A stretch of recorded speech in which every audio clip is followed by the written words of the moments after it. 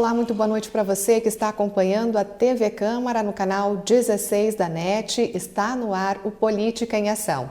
E hoje eu vou conversar com o secretário municipal de Educação, o professor Adriano Teixeira. Esse programa, então, ele é voltado às ações do governo municipal para que a gente possa conhecer um pouco do que o governo está preparando, está pensando em prol do desenvolvimento de Passo Fundo. Boa noite, secretário. Seja muito bem-vindo. Boa noite, Paula. Muito obrigado pela oportunidade de poder estar falando aí sobre a educação na rede municipal de ensino de Passo Fundo.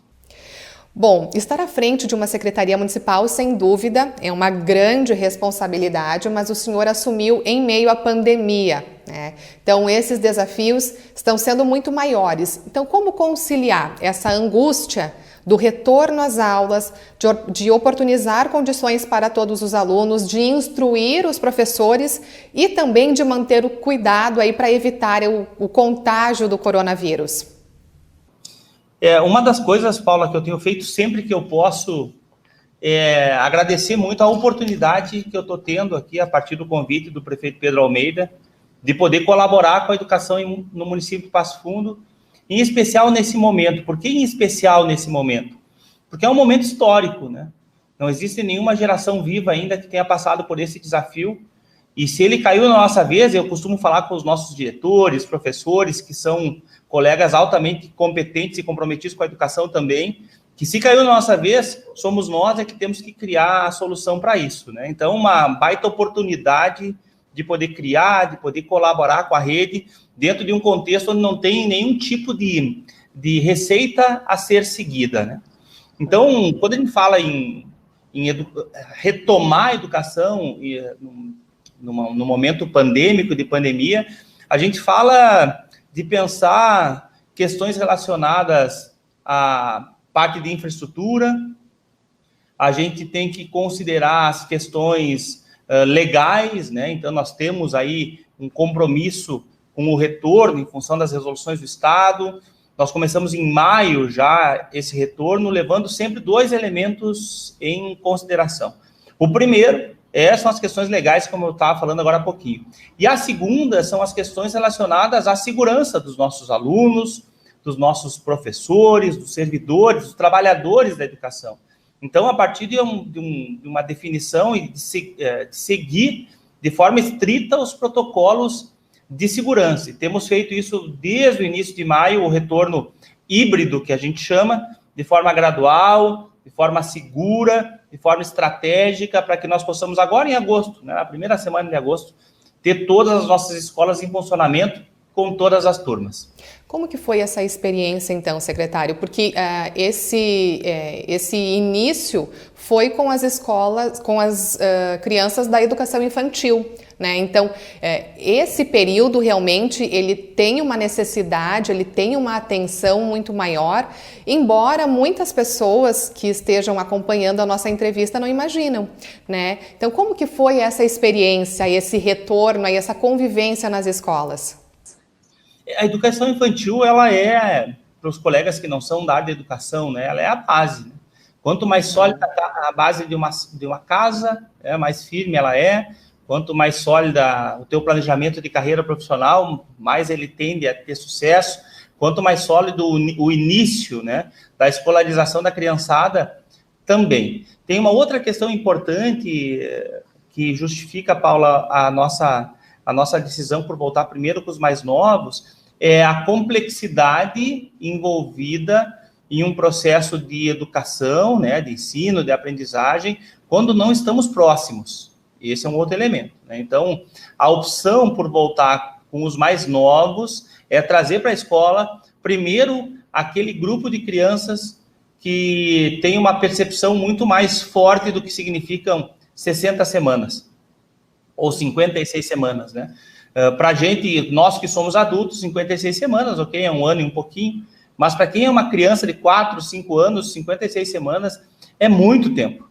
Então, trazê-los para a escola, para que a gente possa, de novo, fazer um processo de reaproximação, de readaptação, um processo de identificação de quais foram os gaps que ficaram na formação dessas crianças, não somente do ponto de vista de aprendizagem, mas principalmente do ponto de vista de convivência, do ponto de vista de socialização, de comunicação, era fundamental. Então, optamos por voltar primeiro com essas crianças. Importante colocar para os telespectadores, né, são os alunos lá do pré-1 e pré-2, que retornaram lá em maio, e esse retorno foi sendo gradual, mas não voltamos só com eles, voltamos também com o primeiro e segundo ano, o primeiro e segundo ano do ensino fundamental. Primeiro e segundo ano, especificamente, muito especificamente, em função da necessidade desse processo de alfabetização, pelo qual se passa até o terceiro ano no ensino fundamental. Então, voltamos com esses grupos, e nós temos hoje 69 escolas em funcionamento. As duas que ainda não retornaram por conta de questões de infraestrutura que estamos resolvendo com a maior brevidade possível. Uhum. E para agosto, então, secretário, já que a expectativa é retomar a sua totalidade, né? Como que está a organização, como que está o planejamento? Agosto nós retornamos com todas as turmas. Então nós vamos ter em funcionamento as nossas escolas de educação infantil e ensino fundamental até o 9º ano. Acho que é importante resgatar uma questão, Paulo, agora para justificar, não é para justificar, para explicar para a comunidade os motivos pelos quais a gente voltou de forma gradual e escalonada, né? O modelo educacional que o mundo inteiro está precisando adotar nesse momento é absolutamente diferente do modelo da educação que nós vivenciamos no mundo sem pandemia. Uhum. Eu vou dar um exemplo, por exemplo, na educação infantil, né? A educação infantil ela é feita de proximidade, ela é feita do abraço, do carinho, ela é feita da atenção, né, da brincadeira. Bom, a educação infantil voltou agora respeitando todos os protocolos de segurança, do distanciamento, do número reduzido de crianças, do número reduzido de pessoas que interagem. A gente pode pensar, nós educadores, puxa, mas isso é tão frio, né? Isso é tão distante daquilo que a gente acredita para a educação infantil, para as crianças, mas é um modelo que o mundo inteiro precisa aprender a fazer dentro das escolas em função da pandemia. Então, nós tínhamos, além dessa necessidade de experimentar esse novo modelo, experimentar no seguinte sentido, né? Ele foi planejado, ele foi discutido, mas vivenciar esse novo modelo, nós tínhamos também que aprender a estar num outro ambiente. Então, vamos pensar uma sala de aula que tinha 15 alunos, que tinha 20 alunos, ela passou a ter 5 alunos. Um refeitório que não pode mais ser usado. Uma biblioteca que está toda protegida. Uma escola que tem um local para ir e um local para voltar. Álcool gel disponível em todas as escolas. É uma questão bem importante, Paula, colocar para quem está nos escutando. As nossas escolas que voltaram, elas estão absolutamente em condições de retornar. Porque elas têm um COI local, porque elas foram visitadas pela vigilância sanitária, pela equipe do COI municipal, porque elas estão respeitando os protocolos de segurança, porque temos os EPIs. Então, esse processo gradual foi também para que professores e alunos pudessem compreender essa nova dinâmica. Bom, agora já se passou um mês e meio, nós já temos uma dimensão, nós agora adultos, né, profissionais da educação, desse novo funcionamento de escola. Então agora nós temos mais condições e com mais tranquilidade receber o restante dos estudantes, né? Então a ideia é essa, agosto agora nós retornamos até o 9º ano com escalonamento de forma híbrida, né? Ou seja, parte das atividades feitas em casa, parte feita na escola. Se o pai e a mãe que está me escutando agora, será que meu filho voltou, não voltou? As direções vão fazer contato com cada pai e cada mãe para verificar, primeiro, qual é a sua disponibilidade em mandar seu filho. Você não é obrigado a mandar seu filho, embora eu precise muito dizer, se a escola está aberta, mande seu filho. As nossas escolas estão preparadas para receber com segurança as nossas crianças e adolescentes, né? É importante que eles retornem para o convívio da escola, para que nós possamos começar a tratar imediatamente aqueles gaps, né? Aquelas perdas que tivemos em função da pandemia e que são naturais. Secretário, antes de falarmos das consequências, né, disso, uma pergunta que eu imagino que quem está assistindo deve estar se fazendo é: nesse período de maio até o momento, tivemos algum caso suspeita ou confirmado de Covid, então, no ambiente escolar, aqui no ambiente da rede municipal? Eu acho muito boa a tua pergunta, Paulo, muito obrigado, tá? E eu vou tratá-la com muito cuidado para que as pessoas possam, para que eu possa me expressar adequadamente e ser compreendido, né? Nós temos uma doença que ela é invisível. Nós temos um processo de contágio que é facilitado. E nós temos embora tenhamos todos maiores cuidados a partir da máscara, tentando andar o mínimo possível, não aglomerar, nós temos continuado a levar as nossas vidas, né? Então, dizer que um caso ou outro aconteceu em função da escola, não tem fundamento dizer isso. É difícil, não é que não tem fundamento. Não temos como comprovar. O que eu posso dizer para você é que tivemos, sim, um ou outro caso, mas a gente não teve nenhum tipo de surto. Né? E eu acho que isso é bem importante colocar, porque nós temos aí, além da nossa... Nós fizemos aqui na SME, na Secretaria Municipal de Educação, e isso por determinação do prefeito Pedro, né, um acompanhamento muito, mas muito próximo das escolas. Nós acompanhamos o início de presencialmente, né, o início de todas as escolas, passamos pelas escolas, fizemos as formações com professores e profissionais de educação necessários. A gente esteve muito próximo das escolas, né? Cada escola tem o seu COI, que é o seu comitê, sua comissão ali, né, de garantir que os protocolos de segurança estão sendo respeitados, né? Nós temos o sindicato de professores que passou nas escolas, a gente tem um conjunto de vereadores que está muito preocupado também e nos ajudou nesse processo. Portanto, o número de casos, né, foi muito pequeno e em nenhum momento se pode dizer isso foi em função do retorno da escola, né? São casos que nós, na nossa família, temos, sabemos que alguém ficou, né, o nosso vizinho. Então, o que eu posso dizer, Paulo, assim, que todos os cuidados dos protocolos de segurança foram tomados e a gente conseguiu, sim, fazer um retorno absolutamente tranquilo, né? Uma outra questão que eu queria colocar, e aqui eu quero parabenizar cada pai e cada mãe que mandou seu filho e que está nos escutando, a forma como essas crianças, agora estou falando até o 2º ano, né? Nós vamos voltar agora 4º e 5º, e ali em agosto a gente volta a todos os demais, estão usando adequadamente sua máscara, estão respeitando o distanciamento, estão usando álcool gel. Uma outra coisa que chamou bastante atenção, eu tenho um filho de 3 anos, então está muito presente para mim. Eu me lembro que no momento da adaptação na escola, sempre é um processo, né? O pai e a mãe tem que ficar esperando, tem que ficar à vista. Nós tivemos, assim, de uma forma geral nas escolas, não tivemos nenhum caso de criança, ou pouquíssimos casos de crianças que não quiseram ficar, ou quiseram que os pais ficassem com eles. Qual é a leitura que a gente faz? Essas crianças precisam da escola. Essas crianças precisam de outras crianças, né? Elas precisam dos professores. E isso foi muito legal poder ter em loco presenciado. Pois é, então, essa pergunta que eu ia lhe fazer antes vem exatamente ao encontro disso que o senhor fala agora. Essa falta de convívio com outras crianças, essa falta de convívio escolar, o ambiente escolar, o aprendizado, a alfabetização, qual é o impacto disso lá no futuro? Porque é uma coisa nova. Ninguém vivenciou uma experiência como essa e a gente fica muito preocupado. Eu digo, a gente, pai, mãe, quem tem uma criança em casa fica preocupado. Poxa vida, qual vai ser o impacto disso daqui 10, daqui 15 anos, quando ele estiver concluindo aí o ensino fundamental, quando ele estiver concluindo o ensino médio, como que vai ser o futuro? Tem como a gente já traçar alguma expectativa com relação a isso, secretário? É uma boa pergunta, mas muito difícil de responder, né? Mas eu tenho algumas percepções, Paula, sobre isso, né? A primeira questão é que se nós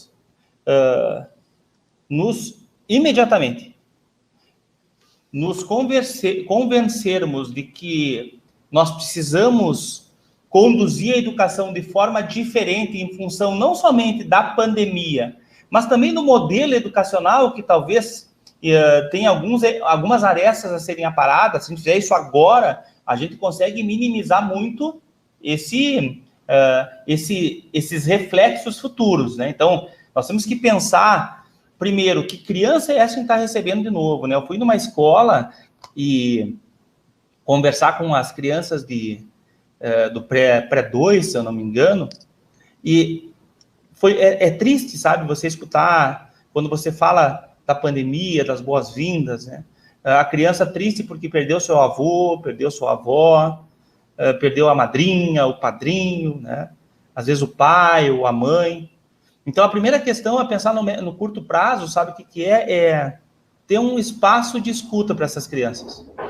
Um espaço diferente, um espaço onde a gente possa deixar que elas possam expressar o que foi esse ano e meio com tantas perdas, né? Onde elas possam se readaptar nesse espaço escolar. E vai parecer muito estranho o que eu vou falar agora, vindo do secretário de Educação, né? Mas o momento agora não é de dar aula.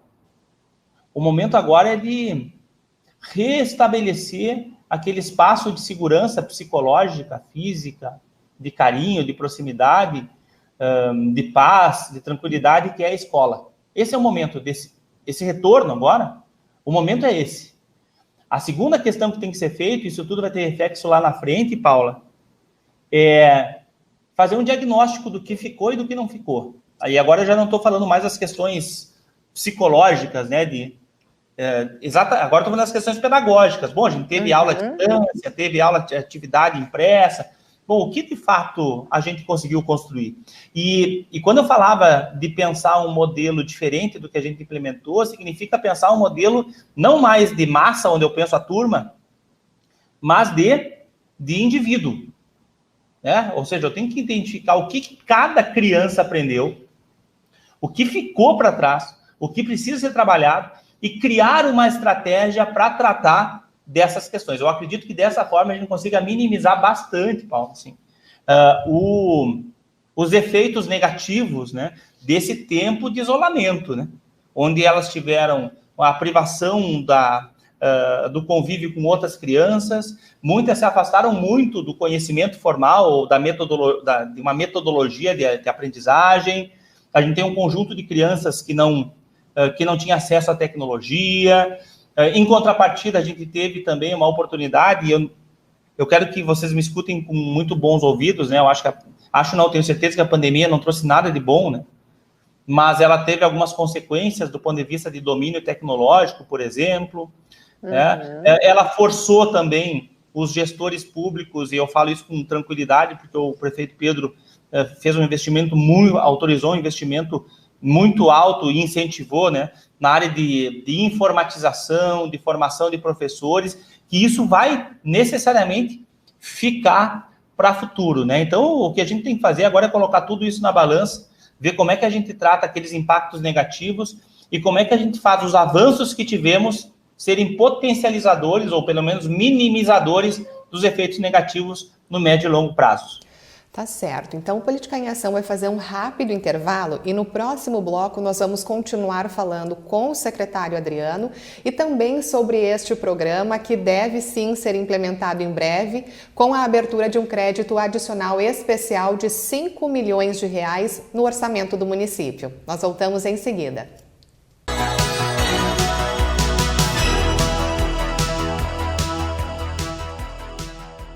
A Câmara de Vereadores de Passo Fundo está sempre ao lado da comunidade e, para manter esse compromisso, foi pioneira em implantar o sistema online para as reuniões e plenárias dos vereadores. Projetos importantes já foram votados, como a contratação de mais profissionais para a área de saúde e a aprovação da liberação de 3 milhões e 500 mil reais do orçamento do município para fazer frente ao coronavírus. Foi criado também um fórum permanente para debater sobre a Covid-19. Câmara de Vereadores, a casa dos grandes debates.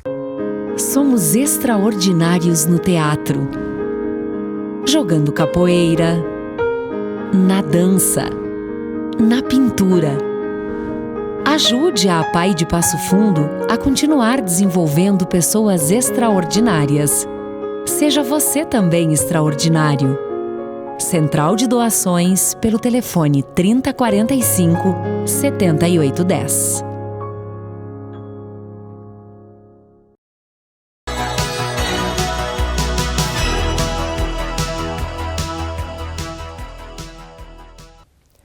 Política em Ação está de volta e nesta noite nós estamos conversando com o secretário municipal de Educação, o professor Adriano Teixeira. No bloco anterior nós estávamos falando, secretário, sobre esse novo programa, né, que o governo municipal está lançando aí para a rede municipal de ensino. Então, temos aqui na Câmara de Vereadores um projeto que faz a abertura adicional especial de 5 milhões de reais no orçamento do município e outro que cria, então, esse programa conhecido, que ficou batizado aí como Professor 21. Continua falando para a gente um pouquinho mais dessa iniciativa que vai trazer mais a informatização para a estrutura pública, né, municipal. Muito bem, eu acho que outro elemento, como a gente falava no primeiro bloco, né, Paula, que a pandemia nos fez reconhecer que, de fato, a tecnologia ela é inevitável, né? Eu, particularmente, vejo a tecnologia como inevitável muito antes da pandemia, né? Me parece que um bom professor ele tem que ter 3 características. Ser muito bom na sua área, né? Sou professor de matemática, tem que entender muito de matemática. Na outra ponta, tem que entender de pessoas, e não de pessoas de uma forma geral, tem que entender de cada aluno, cada criança, cada adolescente com o qual eu convivo. E o meio aqui eu tenho que dominar metodologias e tecnologias que me ajudem a ser um professor ainda melhor. A comunicar aquilo que eu sei para o meu estudante, né? E aí entram 2 elementos, né? Então, a primeira questão, que é o professor 21, né? Fazendo uma alusão aí ao século 21, que temos um tempo pela frente ainda, que é um professor de um mundo conectado, que é um professor onde, obviamente, a gente tem aí um desafio muito grande do ponto de vista da exclusão digital, tanto das crianças quanto dos professores, né, da qualificação do acesso, de dar acesso dos materiais tecnológicos, e dessa educação do século XXI, que precisa formar pessoas capazes de resolver problemas, né, críticas, criativas. Então, um dos programas que foi aí orquestrado pelo prefeito Pedro é o Professor 21. O Professor 21 é um programa de subsídio para a compra dos computadores, né? Esse montante que foi separado, né? Que foi orçado, que foi, na verdade, destinado para o Professor 21, é porque nós vamos fazer um pouquinho diferente. Olha só, a gente poderia fazer essa passagem de recurso para o professor comprar o seu computador, só que a gente tem um problema que é o seguinte, qual é o nível de conhecimento técnico para comprar o computador? É claro que nossos professores têm, né? Mas às vezes eu compro um computador pequeno demais, ou compro grande demais, ou com pouca memória, ou com pouca potência. Então a ideia é que a gente faça, a prefeitura, faça um processo licitatório para conseguir, inclusive, um valor mais adequado, né? Por uma máquina que tenha condições plenas de dar ao professor, ao profissional da educação, o poder de processamento necessário para que ele possa fazer bem o seu trabalho, continuar a fazer bem o seu trabalho, e repassamos ao professor. Então, trata-se de um programa, de um subsídio de R$1.000, é claro que ele está em discussão na Câmara de Vereadores, né? E que o restante do valor, que para completar o valor do computador, vai ser, então, pago pelo professor na sua folha de pagamento em um número de 24 vezes, é o que está proposto no projeto de lei, pelo menos. Mas é uma forma importante de dar um subsídio, né, um auxílio para os nossos professores poderem qualificar os seus instrumentos de trabalho, dos quais um notebook faz parte, né? Mas eu gostaria, Paulo, se tu me permitisse, de falar na verdade, é um conjunto de ações para a qualificação dessa infraestrutura que nós temos em andamento. Claro. Posso? Claro. Obrigado. Um outro é da internet patrocinada, né? Também é um processo que já está em andamento, onde os nossos estudantes vão poder instalar um aplicativo no seu smartphone. E Adriano, aqueles que não têm smartphone, a gente está numa tratativa com o Ministério Público para poder trabalhar junto com um projeto que eles têm chamado Alquimia, onde podem fornecer esses smartphones. Nem sei se eu podia falar aqui, mas agora eu falei.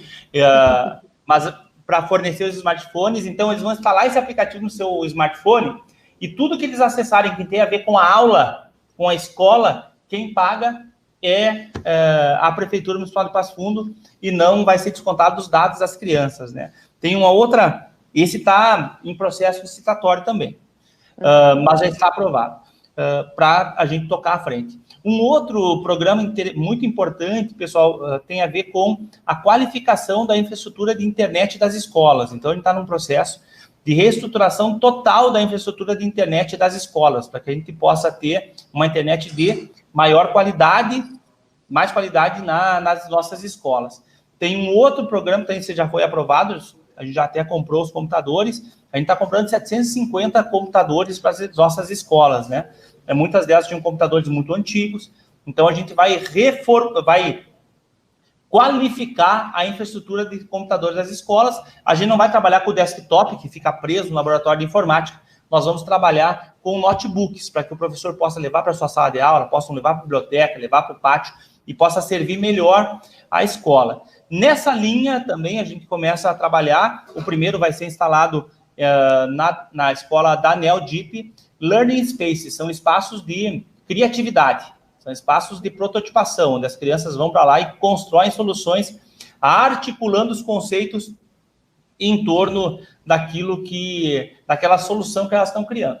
E um último elemento muito importante, e que tem a ver com um dos elementos, das questões mais estratégias para que qualquer coisa dê certo na educação, que é a formação de professores. Então, a gente está trabalhando aí, nesse semestre, foram 35 trilhas formativas, obviamente não obrigatórias para os professores, né? Eles podem fazer aquelas que sentem mais necessidade, no sentido de poder não somente disponibilizar a tecnologia, disponibilizar a infraestrutura, mas também formar professores que sejam capazes de qualificar a sua ação docente a partir destas tecnologias. Então, são várias ações de base que nesses 6 meses foram feitas, que vão nos ajudar na qualificação da educação aqui, pública municipal, aqui em Passo Fundo. O senhor falava também no bloco anterior, referente assim, quando isso tudo passar, é algo que vai ficar, é um investimento que nós estamos fazendo para o futuro. Eu fico pensando essas crianças, quando puderem estar todas juntas de novo, utilizando esses novos espaços, utilizando essa nova tecnologia, a felicidade delas e assim a forma que isso vai agregar e facilitar o aprendizado, né? Quando eu era pequena, eu lembro, né? Cada vez que a gente ia até o laboratório de informática era uma festa. E isso era muito raro. Então, hoje, a gente tem, claro que com as aulas online, para crianças pequenas, acaba sendo massivo ficar ali na frente do computador 2, 3 horas. Mas daqui a pouco isso vai passar e, claro, com certeza, vai voltar toda essa coisa positiva, né? E essa atenção, essa forma lúdica aí de aprender. São 3 pontos, Paula, na verdade, que a gente tem trabalhado no sentido de costurar os projetos que estão em andamento, né? Agora Passo Fundo passou a ser cidade educadora, isso dá potência também para essas ações. Mas são 3 eixos sobre os quais a gente acredita que é possível qualificar muito a nossa educação, né? E fazer de Passo Fundo uma referência nacional em educação pública. Um deles é a tecnologia. Mas não a presença da tecnologia somente. A tecnologia como um meio de a gente poder fazer mais, de a gente poder compreender melhor o mundo e agir melhor no mundo. Então, a tecnologia, estamos fazendo todo esse movimento agora, que é a base nesse fundamental para que a gente possa dar sentido para essa tecnologia que vai estar na escola. A segunda é a ciência. Então, essa ideia de ciência, não a ciência do laboratório, mas a ideia da ciência quando eu me coloco como alguém que quer compreender o mundo e resolver problemas do mundo. Ou seja, eu quero pegar tudo aquilo que a escola me possibilita, aquilo que eu aprendo em matemática, em português, em ciências naturais e por aí vai, e eu quero colocar isso a serviço para resolver um problema. Isso é ciência. Então, nós temos aí um projeto chamado Ki da Horta, que já foi apresentado para algumas escolas, a gente está construindo esse contexto de como ele pode fazer parte mais orgânico, assim, do processo de formação das nossas crianças, né? Mas que vai criar um contexto de pensamento científico. E o terceiro é a inovação. Inovação no sentido de criar soluções inusitadas, diferentes para problemas do agora. Então, se a gente tiver uma educação baseada na ciência, na tecnologia, na tecnologia e na inovação. Vejam bem, pessoal, que a gente tem que... Quando eu falo ciência, tecnologia e inovação, eu não estou falando de uma industrialização, eu estou falando do quê? De um processo onde eu me coloco como alguém que quer compreender o mundo e resolver os problemas do mundo, isso é potente para a educação, onde eu tenho a tecnologia como uma aliada para criar soluções inovadoras. Aí a gente vai ter um contexto onde a gente vai poder colocar as nossas crianças em um outro patamar de ser e estar no mundo, aumentar muito a relevância dessas crianças. Então, na área de ciência, a gente tem, então, o Que da Horta, que é um projeto bem legal, se um dia vocês nos permitirem, nos convidarem, eu vou convidar o professor Juliano Cavalcante aqui, que está à frente desse projeto, para apresentar. Tem um outro projeto chamado Educatec, que vai pegar muito esse eixo da tecnologia, que trabalha a questão do pensamento computacional, da programação de computadores, da robótica, né? Que engana-se, olha só, engana-se quem pensa que isso é importante só para quem vai trabalhar com computação no futuro. Não, é importante para todo mundo, que também está se estruturando no sentido de ajudar as nossas crianças a desenvolverem um pensamento, um raciocínio lógico, né? Um pensamento mais sistêmico. Então, são algumas ações bem potentes de qualificação da educação, que é claro que não vão ser implementadas de um dia para o outro, mas estão em andamento e com os quais a gente tem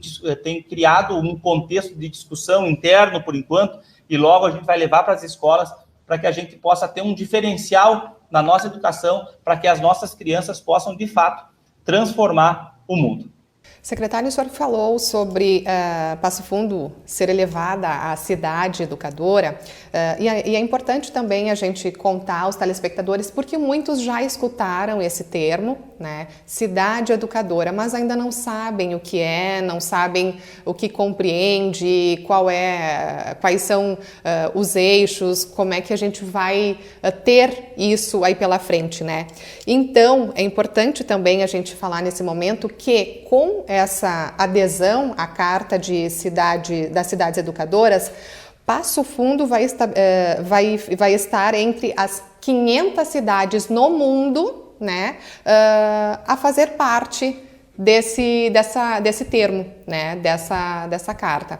Então, conta pra gente, de forma aí breve, né, já que o nosso tempo está se esgotando, a importância de Passo Fundo, sim, ter sido elevada à cidade educadora. Muito bem, eu me lembro como se fosse hoje, uma das primeiras conversas que o prefeito Pedro teve comigo foi no sentido, Adriano, a gente tem que fazer de Passo Fundo uma cidade educadora. Eu já conhecia, né, esse conceito, fui atrás, a gente construiu todo mundo junto para que a gente pudesse, de fato, receber esse selo. A parte mais fácil foi essa, né? Mais fácil, entre aspas, né? Porque a gente tem que aprovar uma política, tem que dizer por que nós podemos ser cidades educadoras. Beleza, fizemos. O desafio vem agora. Para que, de fato, nós sejamos uma cidade educadora, tem que separar duas coisas, para quem está nos escutando agora. Escolarização, que tem a ver com quando eu estou dentro da escola, e educação. Cidade educadora não tem a ver com escola. Cidade educadora tem a ver com fazer de cada parte do nosso território um espaço de formação, um espaço onde o cidadão e a cidadã possam aprender coisas ou possam ensinar coisas. Então, geralmente, as cidades educadoras, essa pauta da cidade educadora, ela acaba gerando políticas públicas que levam sempre em consideração a formação do seu cidadão. Então, o legal das cidades educadoras é esse quebra-cabeça que começa a ser montado agora, que é como a saúde pode, dentro dos seus equipamentos, das suas ações, estabelecer processos educativos, a cultura, o meio ambiente, a segurança. Então, tem um monte de elementos legais aí para se trabalhar, em que nós vamos construir, gradativamente, espaços, políticas, atividades, onde o cidadão e a cidadã de Passo Fundo possam estar continuamente aprendendo com a cidade, ou aprendendo na cidade, ou ensinando com ou na cidade. É muito legal esse conceito. Também nos colocamos à disposição para falar sobre ele com mais tempo, quando for possível. Com certeza. Secretário, obrigada pela sua participação no Política em Ação desta noite. E com certeza a gente já deixa o convite aí para retornar numa próxima oportunidade, quem sabe de forma presencial, né? Paula, muito obrigado, agradeço a você, agradeço a todos os colegas da TV Câmara e ficamos à disposição para conversar sempre que for possível e necessário. Ok, obrigada, uma ótima noite. Boa noite também a você que acompanhou o Política em Ação de hoje. Nós temos um novo encontro na próxima semana. Uma ótima noite e até lá!